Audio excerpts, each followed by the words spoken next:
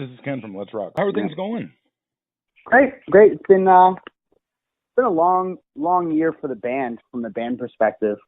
Had a lot of fun in my personal life being home so much, but waiting for this record to come out and all the different pitfalls we've had to go through to get it to completion and get it to a release date has been a bit of a pain in the ass. What pitfalls? I think we've had the majority of the record done in last October, and we ended up having to sit with it over Christmas because of the whole music industry shutting down for 6 weeks, basically. Right. Unless you're like the Foo Fighters or Celine Dion, you really can't get anything done over the holidays. And I think that was way too much time for us to sit and dwell on the album. And we started second guessing ourselves and ended up deciding that we wanted to go back into the studio and do more songs, which at the end of the day, I think probably helped as much as it hurt us. So at the end, it was kind of a wash, being that I do think we improved the album and added some stronger singles onto the album by doing that. But at the end of the day, we lost so much time and traction from taking that 6 months that it ended up costing us about 6 months in release date. It's hurt us from a touring standpoint, a live standpoint, momentum standpoint. Just everything kind of all the price we had to pay for that decision was one of those, the juice isn't worth the squeeze type scenarios. Wow, that's a long time. Yeah, I mean, at the end of the day, one of the songs we recorded is currently number 4 in active rock in Canada right now. So it's not a complete wash, but the band is hurting financially because we've been off the road for so long, and then the morale's a bit down because we haven't been on tour since last June, and yeah, we're just really itching to get back at it. I can imagine, and it's I heard the album last night. It's fantastic. What a sound. Yeah, thanks. We did do things a little differently this time. I was going to say that. I mean, the style is very different, but the main thing I noticed is the sound of your guitars were just incredible.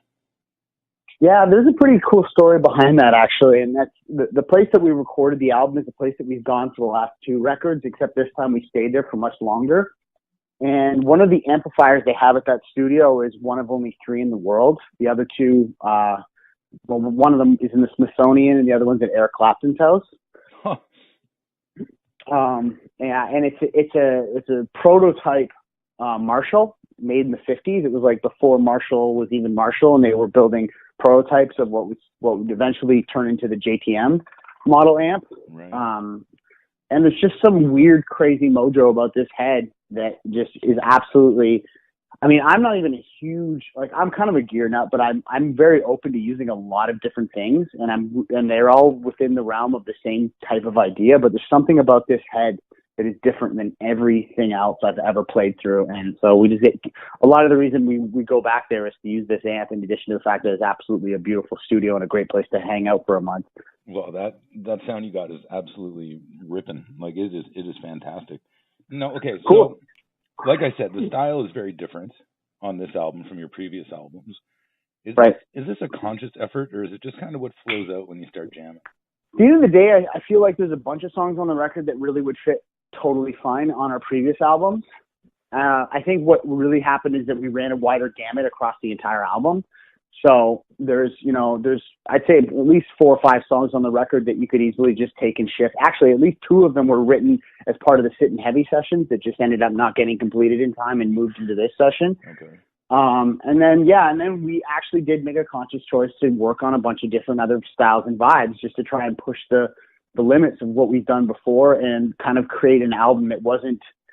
I think maybe one of the drawbacks from Curiosity and Sit and Heavy was the fact that we didn't vary up the style enough across the album. And in doing that, I think we maybe even possibly overcompensated on this album and tried too many things, which at the end of the day, I think worked out a lot in a lot of cases. And then in other ways, I think we learned where the limit was and maybe just took a toe or 2 over the line, which, at the end, I think is really going to benefit the band in the long run. But for this album, I think it was really another pro and con situation where we got into a lot of things that we never would have tried otherwise that really benefited the album. And then in a couple cases, we were like, oh shit, we maybe should have reined that in a bit. But you know, that's all. That is the conscious choice, is to take a risk and try new things, and you know, and if you know we fuck up here or there, then that's part of it.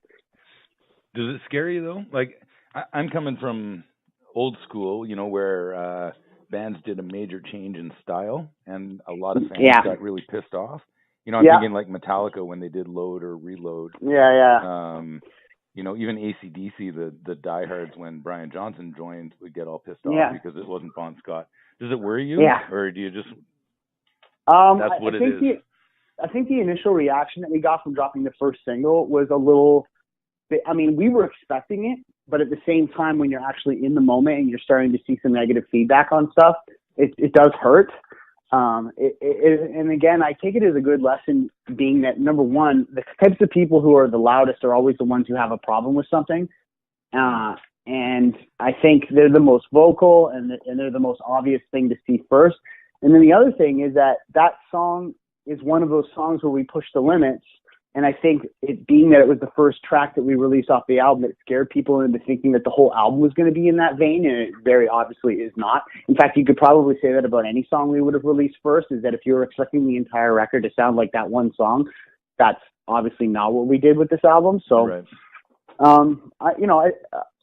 it's a risk. We knew we were taking it. We intentionally took it. We learned more than we've ever learned on any album process. We ended up with a bunch of songs we would have never ended up otherwise, and we learned a lot about where the line is for the future and where we want to kind of, you know, rein it in a bit, but at the same time realize that we've never really pushed it this far before, and that's something that we should, you know, keep in mind and maybe do again here and there. Right. And just for everybody out there who is skeptical, I listened to it about 3 or 4 times, and it just kept getting better.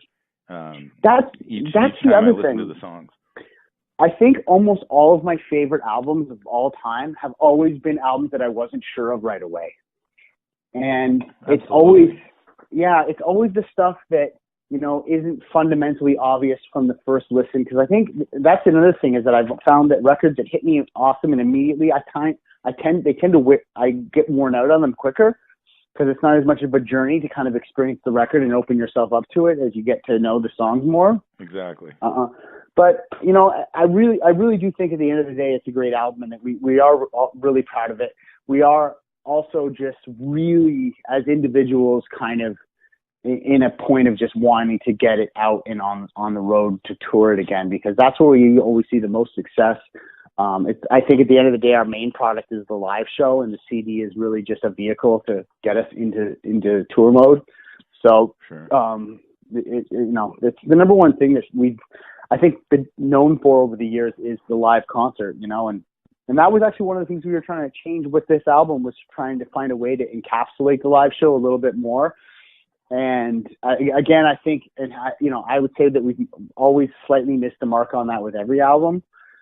And so it's still one of those, like, kind of holy grail things that we're still striving for in the future. But it's all about getting back on the road. Absolutely. That live sound is pretty tough to get. I mean, what's the closest I've ever heard to a live studio album is like Van Halen 2, Van Halen 1, like just get in 6 days and 12 songs, you know? That doesn't happen anymore. No, I think that's a great example. I honestly think that the first Brian Johnson record, Back in Black, one of the biggest selling rock albums of all time, they were fucking maniacal about recording that album. Mutt Lange is an absolute genius as far as getting those kind of production values to mirror. It's not the sound of a live show; it's the energy. Exactly. It's the intensity and the feeling that you get from listening to it. Makes you feel like the kind of emotion that you would get from a live show, even though, you know, there's no way in hell, you know, any band is ever going to sound that good live. It's about trying to translate the energy into a recording, and that's the part that I think we actually had more success on this record than we've ever had, especially with the first session that we did with Dan Weller, and you can actually hear people in the room having fun. You can hear the air of the drums.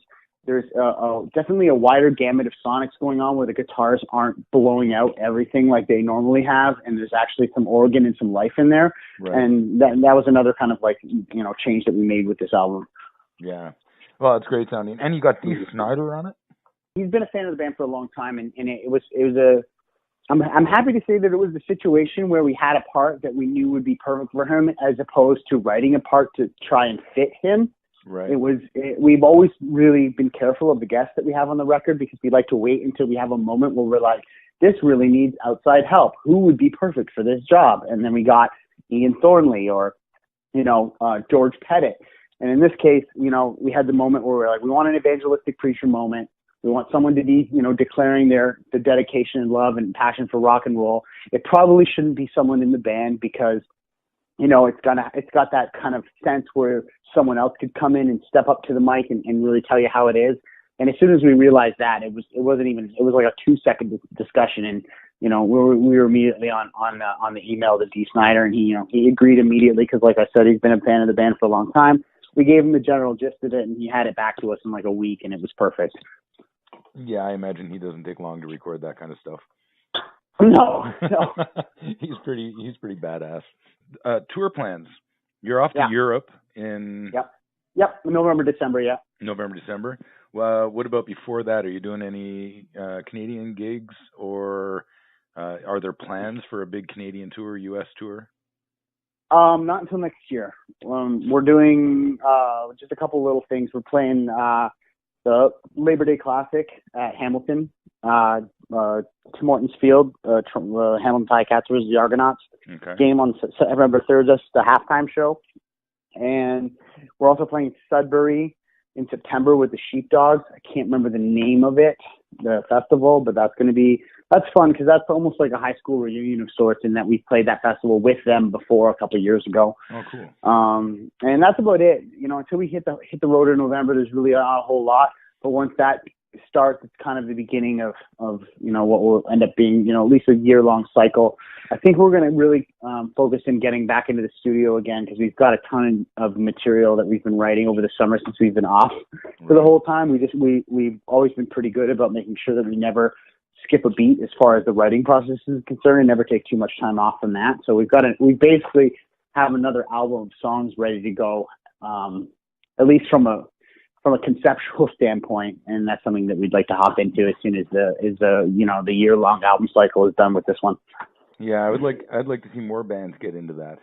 An album a year. I know it's hard to do and it's expensive to do, but it's the expense, I think, that really holds people back, and it's the struggling record industry, and it's it's also like no one's blowing the doors down, really. Maybe Glorious Sons has really made a mark in that they're being able to get into arenas for the first time. It's probably the first young rock and roll band that's been able to break into arenas in recent memory. I don't know, probably the last decade or so, especially in Canada. Yeah. So yeah, it's just the nature of I think everyone's really struggling in North America. It's the number one reason we go to Europe and the UK. And as soon as you expand your touring palette to UK, Europe, America, Canada, there's just no way to tour that in a year, and it drags out your album cycle and makes it so it turns into 2 or 3. So what kind of crowds are you playing to in Europe as opposed to in Canada? I think what we're seeing the majority of in mainland Europe is kind of where we were at about 5 years ago. We're playing medium-sized clubs, 400, 500 people. Okay. What we're seeing in the UK is probably closer to where we're at right now in Canada, which is we're able to do 800 to 1,000 cap in certain areas, and we're about to hopefully convert a bunch of the places that we do 600 and 800 to 1,000 caps. So it's taken less time, and it's been more kind of it's been a shorter and more steep arc as far as how quickly we've been able to turn not even having been in that market to being something that is on the verge of being profitable, especially with the added cost of flights and crew and everything else. It costs a little bit more over there. We've been able to turn it into something viable pretty quick. Good. Okay, I'm going to ask you some rapid fire questions here. I just want real quick answers. First concert you ever saw? Sharon Lois and Bram, Hamilton Place. First rock concert you ever saw? Unwritten Law, Blink-182 at the Warehouse. Did it change your life? No. No? No, it didn't. Which one did?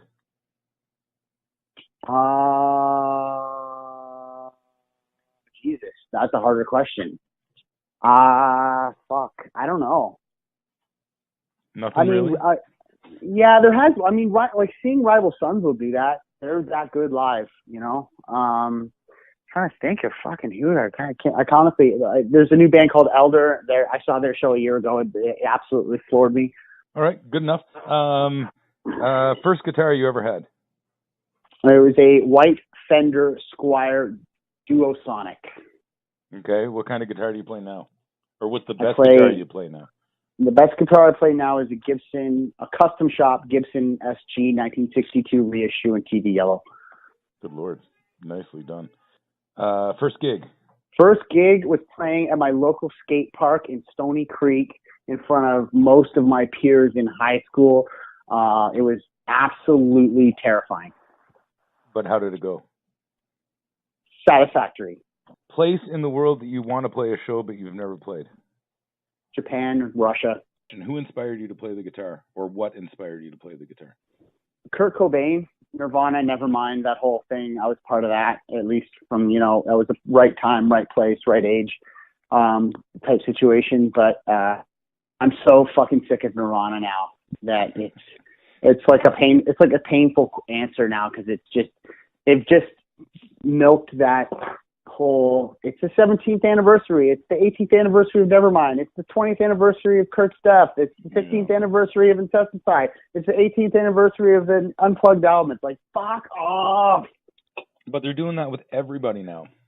They are, and it's honestly crazy.